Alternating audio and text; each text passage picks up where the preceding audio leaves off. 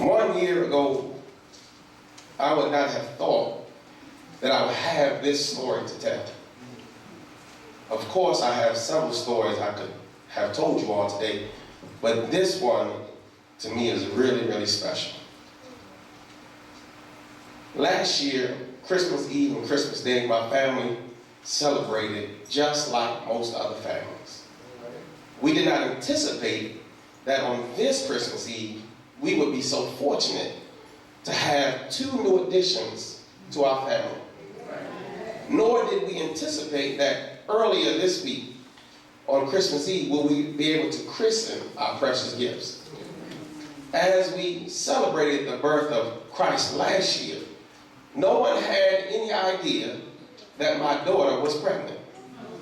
Not with just one baby, but with 2 precious, beautiful, peaceful, joyful, delightful, I'm talking about my grandkids, y'all, cheerful, blissful, healthy, lovely, exquisite, charming, amazing, handsome, gorgeous, smart, intelligent, dignified, and happy twin boys.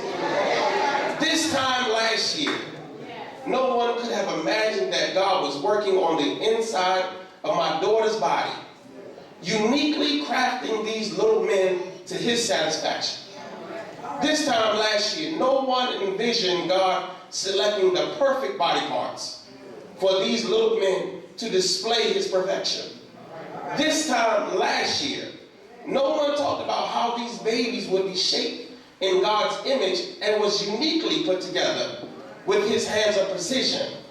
This time last year, no one knew that on August 1st, 2012, at 4:11 in the morning and 4:26 in the morning, our lives would forever be changed, and Dontria would give birth to my grandsons, David McCall and Leon Parsons. It was not until one Monday night in March that Dontria, Donetta, and myself found out that Dontria was pregnant with our precious gifts. That Monday night was nothing like the night Mary was visited by the angel Gabriel.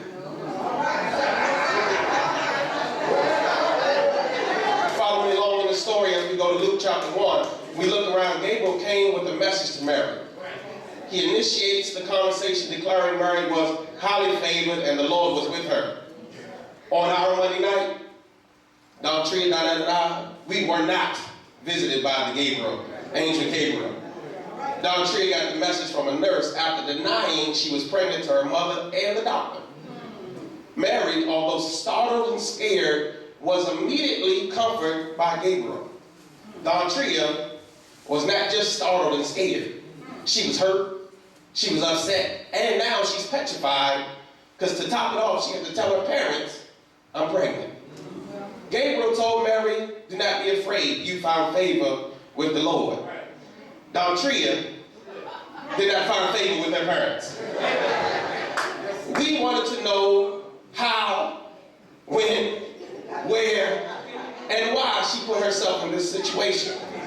Listen, let me pause right here because there's something that we skipped over. Gabriel told Mary, you have found favor in the Lord.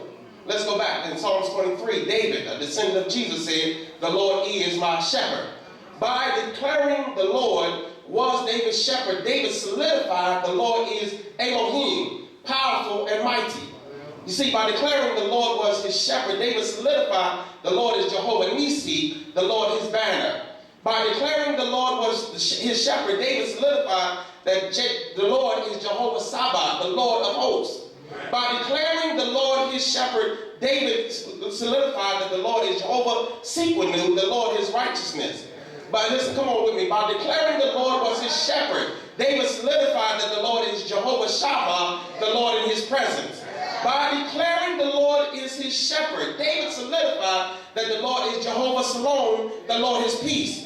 By declaring the Lord was his shepherd, David solidified that the Lord is Jehovah Rapha, the Lord is healer. By declaring the Lord is his shepherd, David solidified that the Lord is Jehovah Jehovah Jireh, the Lord is provider. I know I can get one witness in here, maybe I can get two of them, that is solidified that the Lord is Jehovah Rapha, the Lord our healer.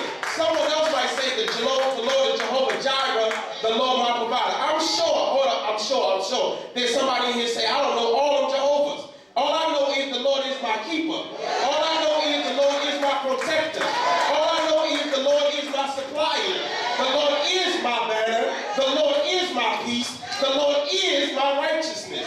Well, maybe I didn't say the Lord, what the Lord is to you. I really can't speak for everyone in here. If I miss the Lord, I want to ask you to take 3 seconds while I get a drink of water and just declare the Lord is.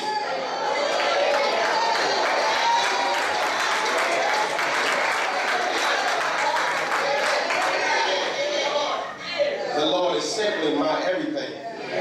And if you have not solidified that my Lord is your Lord, you're in the right place at the right time to do it today. Well, I've been to school, so we got to get back to the text. Mary found favor with the same Lord that David declares is his Lord. A few of us in here have also found favor in the Lord. The Lord did not run out of favor after he blessed David and Mary. The Lord is still favoring his people today and will favor even more people tomorrow. And listen, this is what happens when you're favored. Everywhere you place your feet is favored. Every time you speak, your words are favored. The ideas you create are favored. This is what happens when you're favored. Now when you just don't fly by night person on the street. This is what happens when you're favored. When you have the favor of the Lord in you. The plans you make are favored. This is what happens. You manage to pay most of your bills, you're favored. You have food to eat, you're favored. You have clothes on your body and clothes in your closet, you're favored. You have a place to lay your head, you're favored. You have a reasonable portion of your mind, you're in decent health, you're favored. This is what happens when you're favored. You have a certain glow around you that allows the light of God to shine through you. You're favored. You radiate a beauty of a person who's found salvation, regeneration, and sanctification.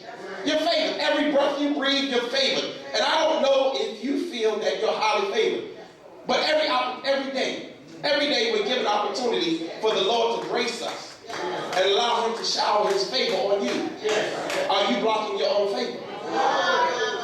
Listen, we gotta get back to our text. I keep getting deviated. You all, I keep getting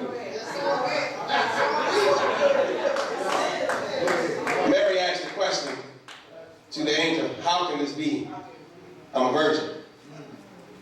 Even though the angel Gabriel had already informed Mary she was highly favored, Mary still did not think she was qualified to have something birthed in her.